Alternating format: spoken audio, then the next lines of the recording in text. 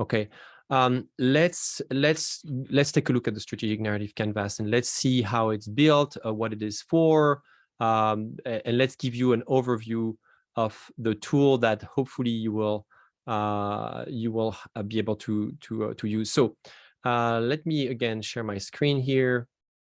We'll go over. I think it's this one. Okay, yes, good.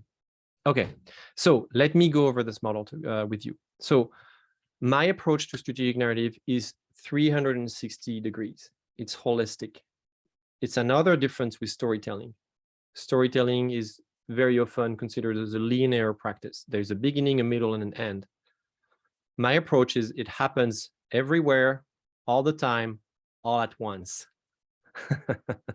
And it's really something that is a departure from traditional ways to do strategy, because it happens in real time as well.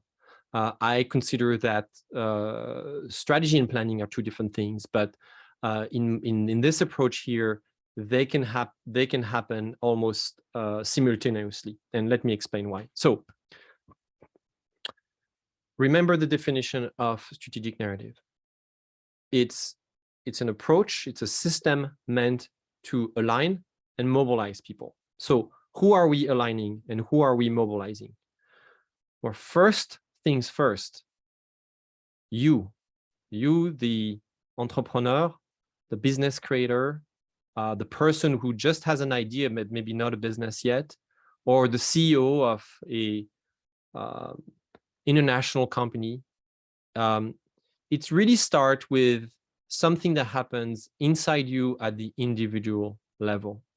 That dimension here is so crucial to this exercise and connects with really all of the other dimensions here.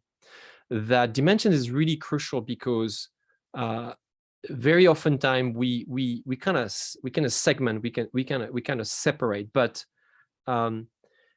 countless time I see that we have a great strategy in mind, but we forget the capacity of leadership to carry it forward.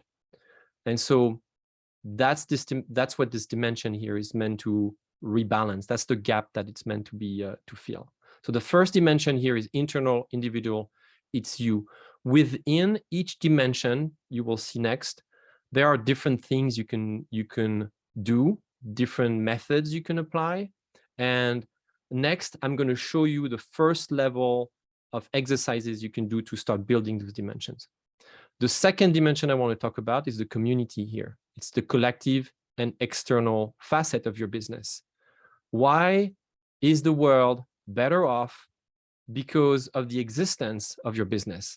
That's really the question that is behind this dimension here, right? And you may have heard recently that shareholders are not anymore the only people you should really care about. What about your community? What about the planet? What about society? That's really where this dimension takes its entire meaning here.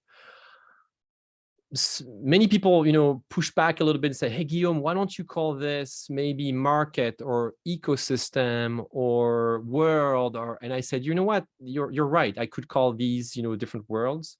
But I picked this one because it's the most accessible. And so if you prefer to say it's my market, please go ahead and use that. If you prefer to say that's my ecosystem, or if you apply this model within a large organization, and you say, these are our internal customers, that's fine too. That's okay. It's your immediate community, but it's really who you serve outside of your team here, and yourself and your team.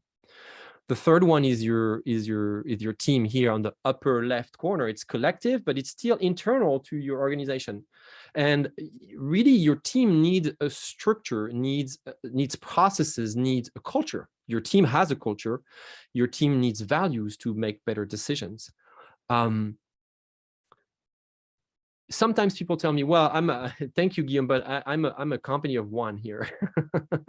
And I say, sure, but you do wear many hats. You probably do You probably produce something, deliver a service, and you do accounting and marketing, and you do the sales thing and the R&D. You wear all those hats, and as you change role, you may realize that sometimes you may feel a little bit overwhelmed, or you lose track of your direction. You take decisions that are a little bit off, the strategy here. So that's what this dimension here is meant to address, is really that aspect of collective and internal functioning of an organization. Finally, again, last but not least, is the customer dimension. The customer dimension. Well, there is no company without a customer. You can call them client, patient. You can call them guest. There are fancy names now to label people who are part of your experience, but it's really ultimately who pays for what you have to deliver, who pays for your offer, right? It's what they get, what you offer, and through your offer, you give them access to an opportunity. You give them access to something that will transform their life, transform their identity, transform very simple things sometimes. So that's the basic layout for this framework.